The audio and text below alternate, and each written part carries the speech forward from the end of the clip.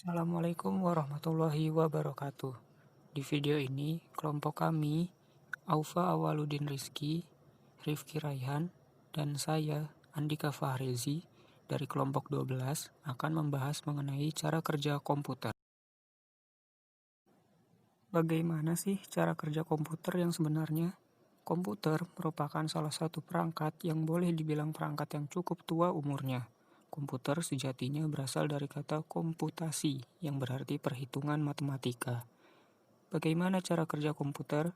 Komputer diartikan sebagai suatu alat elektronik yang mampu melakukan prosesi informasi, di mana mampu mengambil data mentah, kemudian mengolahnya dan mengeluarkannya sebagai suatu output spesifik.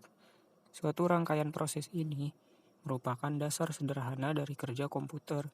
Pengambilan informasi dinamakan input, penyimpanan informasi disebut memori atau storage, pengolahan informasi dinamakan processing, sementara pengeluaran output spesifik tentu saja disebut dengan output.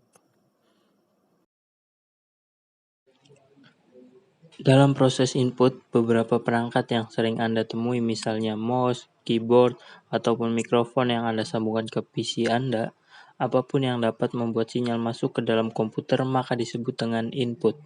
Sementara untuk proses penyimpanan, maka pada PC yang Anda miliki pastilah terdapat hard drive, beberapa media penyimpanan lain yang mungkin Anda kenali misalnya flash disk, micro SD, atau memory card.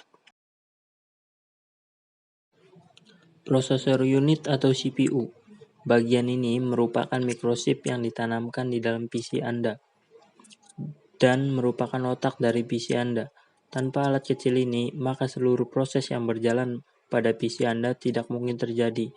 Nah, inilah alasannya mengapa Anda harus selalu mendinginkan CPU Anda untuk mencegah overheating. Nah, PC pada umumnya memiliki kerangka utama yang disebut dengan motherboard. Beberapa orang menyebutnya sebagai baseboard, main circuit board, backplane board, MOBO, mainboard, dan semacamnya. Intinya perangkat ini merupakan papan sirkuit utama yang menjadi tempat bagi berbagai macam perangkat lainnya untuk saling berkomunikasi.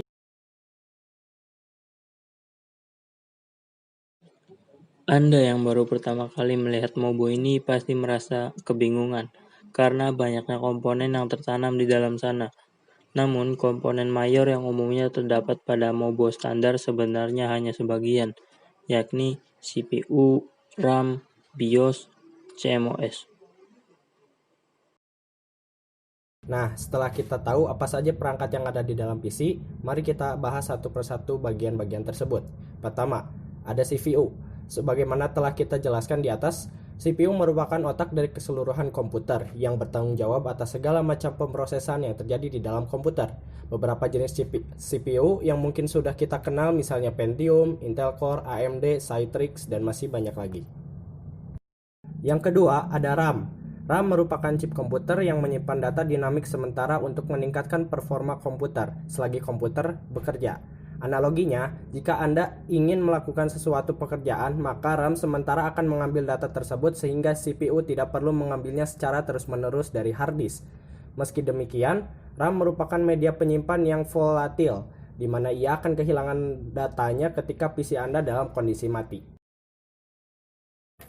Nah, yang ketiga ada BIOS.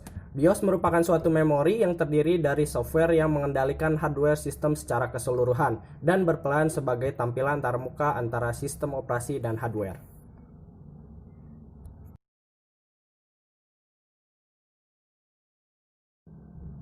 Yang keempat, ada CMOS RAM, yang merupakan suatu blok memori terpisah yang terdapat di dalam MOBO. RAM ini bahkan memiliki baterai tersendiri sehingga ketika PC dalam kondisi mati, RAM ini akan mempertahankan datanya. Hal inilah yang menjaga PC Anda mengalami rekonfigurasi kemudian dinyalakan. Beberapa informasi yang disimpan di dalam RAM ini adalah jenis hard disk, informasi mengenai CPU, ukuran RAM, waktu dan tanggal, info serial dan port paralel, informasi mengenai plug and play, serta pengaturan penyimpanan daya.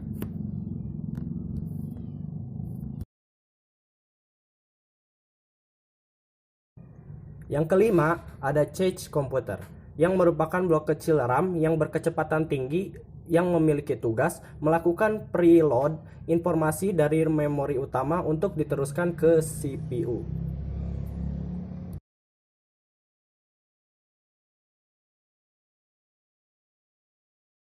Nah, yang keenam ada expansion bus. Merupakan suatu alur input ataupun output dari CPU ke perangkat lainnya. Biasanya terdiri atas beberapa colokan di MOBO. Beberapa kegunaannya adalah untuk menyambungkan PCI.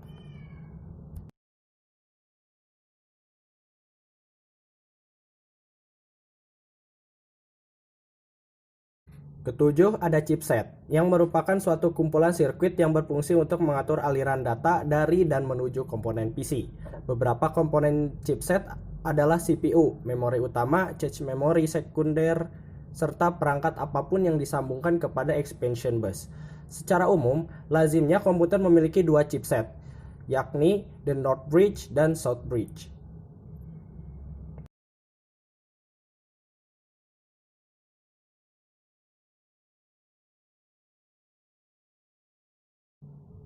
Memiliki fungsi untuk mengatur transfer antara CPU dan RAM, sehingga ia diletakkan dekat CPU dan beberapa orang menyebutnya GMCH atau Graphic and Memory Controller Hub. Sementara the South Bridge merupakan perangkat yang bertugas mengatur hubungan antara perangkat-perangkat yang lebih lambat.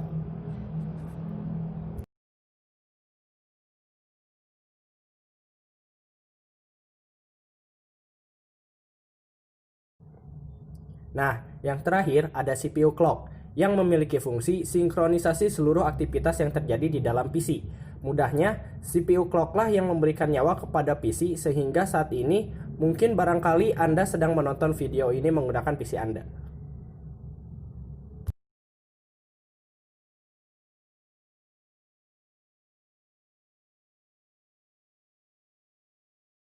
Nah, setelah kita tahu cara kerja komputer, kita mengerti mengenai sistem operasi.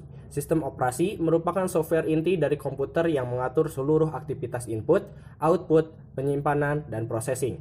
Meski demikian, sistem operasi ini pun terdiri pada BIOS, yang merupakan suatu firmware yang seharusnya sudah ada jika Anda merakit seperangkat mobile lengkap.